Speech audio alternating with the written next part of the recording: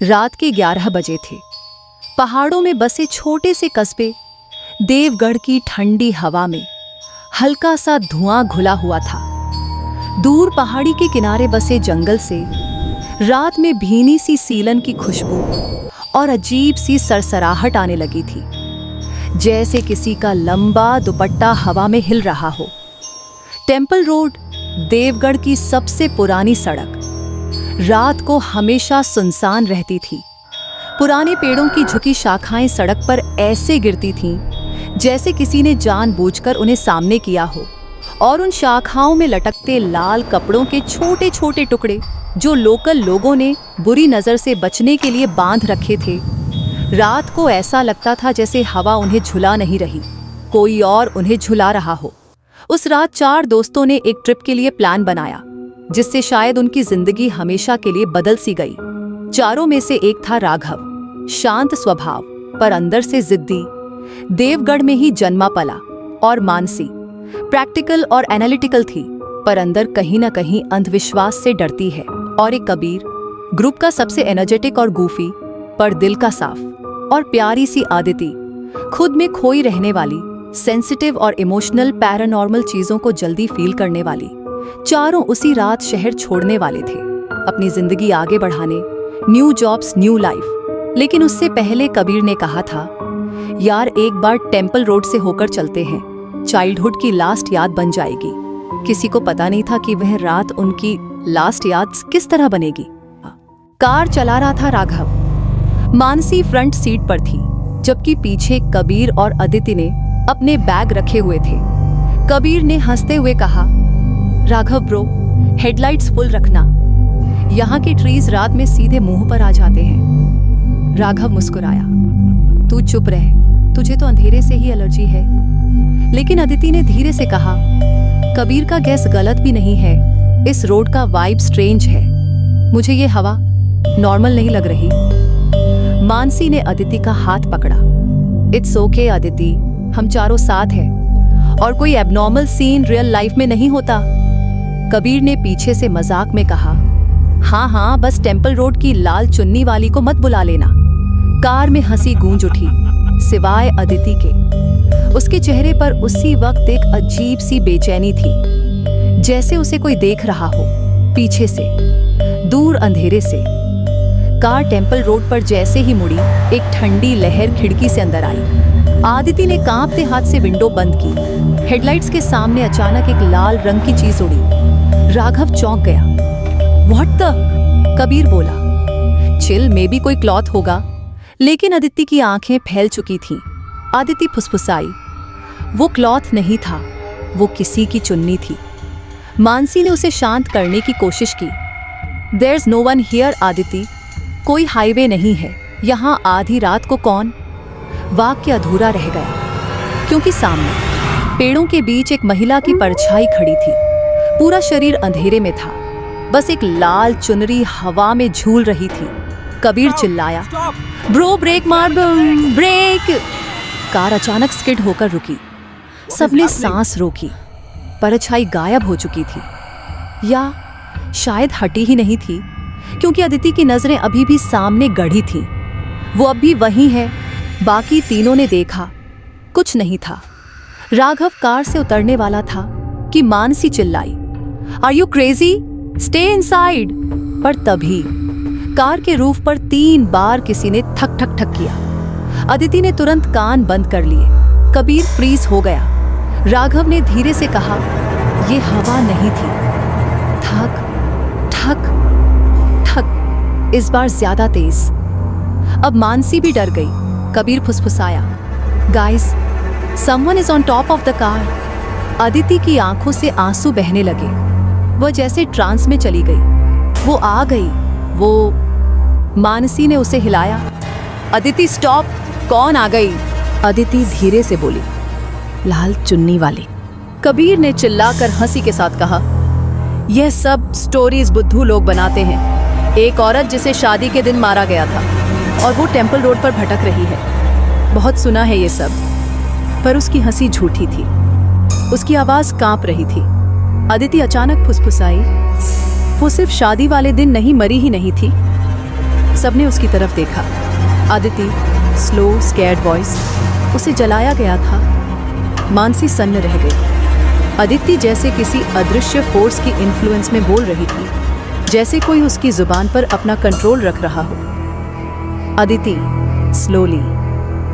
उसका नाम सानवी था। दुल्हन के कपड़े में थी, लाल चुन्नी में। टेम्पल रोड से गुजरती बाहर कुछ लोगों ने उसकी आवाज टूट गई। लग रहा था जैसे आदिति को वो कहानी पता नहीं, बल्कि वो याद है।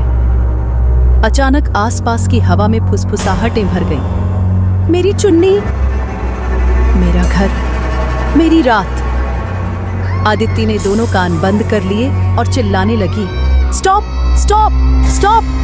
कबीर चिल्लाया, राघव जस्ट ड्राइव मैन, यहाँ रुकना गलती है।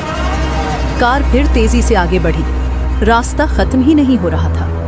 ऐसा लग रहा था जैसे टेम्पल रोड अनंत हो गया हो। अचानक पीछे से एक लाल चीज कार के कांच पर से फिसली। एक फटी हुई लाल चुनरी। मानसी चीख पड़ी। आदिति बेहोश हो गई। कबीर ने तुरंत उसे पकड़ लिया। टेम्पल रोड के अंत में एक पुराना मंदिर था, त्रिनेत्र देवी टेम्पल। वही जहां सानवी की शादी होने वाली थी, वही जहां उसे मारा गया था, वही जहां उसकी आत्मा बंद थी, जब तक कोई उसकी कहानी पूरी न सुने। कार मंदिर के ठीक सामने रुक गई। स्वतः बिना राघव के छुए दरवाजे अपने आप खुल गए। अदिति उठी, पर अब वह अदिति नहीं थी। उसकी आवाज किसी और जैसी हो चुकी थी। तुम चारों आ गए। राघव, मानसी और कबीर के चेहरे पर पसीना उतर गया। Aditi, what happened? अदिति ने धीरे से सिर उठाया। उसकी आंखें लाल रंग की हो चुकी थीं। तुम्हें मेरी कहानी सुननी ही पड़ेगी। और वह मंदिर की सीढ़ियां चढ़ने लगी, धीरे धीरे, जैसे कोई दुल्हन अपनी अंतिम यात्रा पर हो। मंदिर आधा टूटा हुआ था, पर अंदर की हवा भारी और ठंडी। चारों अंदर पहुंचे और वहां उन्हें दिखा। दीवार पर सांविधिक सानवी की तस्वीर, आधी जली हुई, आधा चेहरा काला, आधा सुंदर। मानसी डरते हुए बोली, आदिति प्लीज कम बैक। लेकिन आदिति ने तस्वीर की ओर उंगली उठाई। आवाज बदल चुकी थी, मैं सानवी हूं। कबीर पीछे हट गया। ओ गॉड शिट, राघव ने कहा। तुम क्या चाहती हो? आदिति ने धीमे से कहा, बस किसी का साथ। जैसे ही उसने यह कहा, मंदिर की दीवारें कड़कने लगी। सानवी बोलती रही, शादी के दिन उन लोगों ने मुझे जलाया। उन्हें लगा मैं बदनसीब दुल्हन हूं, पर मैं सिर्फ प्यार चाहती थी। एक भारी आंसू अदिति की आंख से गिरा। मुझे मुक्ति तब मिलेगी जब कोई मेरी कहानी पूरी करेगा। मानसी बोली, हम करेंगे, बताओ क्या करना होगा। मंदिर की हवा एकदम शांत हो गई। आदिति ने धीरे से कहा, उन्होंने मुझे दुल्हन समझ के जलाया ही नहीं। मैं दुल्हन थी ही नहीं, सब स्टंट। कबीर, व्हाट? सानवी, मैं मंडप तक पहुंची ही नहीं थी। उसी समय मंदिर के अंदर लगी घंटी अपने आप बजी। सच्ची दुल्हन कोई और थी। चारों के दिल धक धक करने लगे। सानवी, और वो आज भी जिंदा है। राघव ने पूछा, कौन थी वो? अदिति ने घूमकर मानसी को देखा। धीरे धीरे, डरावने अंदाज में, वो मानसी थी। मानसी चौंक गई। व्हाट? ये झूठ है, मैं तो तब पैदा भी नहीं हुई थी। पर सानवी की आंखें मानसी पर टिक गईं। तुम उस दुल्हन की वंशज हो। चारों का दिमाग सुन्न। तुम्हारी परदादी ही वो दुल्हन थी। उसने मुझे मंडप के पास धक्का दिया। उसकी वजह से ही लोगों ने मुझे बदनसीब समझकर। कबीर कांप गया। इसका मतलब सानवी तुमसे बदला लेना चाहती हैं? सानवी ने धीरे से कहा, नहीं, मैं सिर्फ सच बताना चाहती हूँ। मंदिर की सारी मोमबत्तियां बुझ गईं। आदिति की आवाज वापस लौटने लगी। वह जमीन पर गिर पड़ी। राघव, कबीर और मानसी उसे पकड़ते हुए बोले, आदिति ओपन योर आईज। अचानक मंदिर की छत से लाल चुनरी नीचे गिरी। धीरे धीरे, जैसे किसी ने उसे छोड़ा हो। चुनरी अदिति के हाथ में आकर रुक गई। उसके होंठ हिले, पर इस बार आवाज अदिति की थी। मैं सानवी को देख रही हूं। वह रोते हुए बोली, वो जा नहीं पा रही। राघव ने कहा, उसे मुक्ति कैसे मिलेगी? आदिति की आंखें बंद थी, पर वह जैसे किसी इनर वर्ल्ड को देख रही थी। उसे एक आखिरी बार किसी का साथ चाहिए। कबीर बोला, कौन देगा साथ? आदिति ने कहा, तुम्हारे दुश्मन की नहीं, तुम्हारे दोस्तों में से किसी की जरूरत। मानसी धीरे से आगे आई। उसने लाल चुन्नी अपने हाथों में ली और कहा, अगर मेरी परदादी की वजह से तुम्हारी मौत हुई तो मैं ही तुम्हें मुक्ति दूंगी। मंदिर में तेज हवा चली। मानसी ने चुन्नी सानवी की फोटो पर रखी। अचानक फोटो से धुआं उठने लगा। धीरे धीरे फिर तेज। अदिति चीख पड़ी, राघव होल्ड मी। कबीर पलटकर रो पड़ा, बस हो गया, बस हो गया। और फिर सन्नाटा। पूरा मंदिर शांत। चुनरी जमीन पर गिरी, फिर हवा में घुलकर गायब हो गई। सानवी जैसे चली गई हो, सदैव के लिए। चारों मंदिर के बाहर बैठे थे, थके हुए, आंसू भरे, पर जिंदा। आदिति धीरे धीरे होश में आई। क्या हुआ? राघव ने उसका हाथ पकड़ा। Everything's okay now. कबीर ने मंदिर की ओर देखा। She is gone. हाँ, मानसी रो रही थी, पर उसके चेहरे पर एक शांति थी। शायद सानवी को बस सच चाहिए था। चारों कार में बैठे और टेम्पल रोड से वापस लौटने लगे।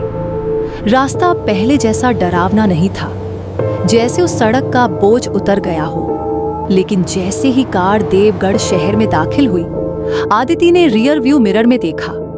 सड़क के बिल्कुल बीच एक महिला खड़ी थी, लाल चुन्नी में, धीरे से मुस्कुराती हुई। आदिति की सांस अटक गई। गाइस, वो वापस आ गई। तीनों ने एक साथ पीछे देखा। कुछ नहीं था, सड़क खाली। आदिति हक्का बक्का। कबीर ने हंसते हुए कहा, इमेजिनेशन होगी, हो जाता है स्केरी नाइट्स के बाद।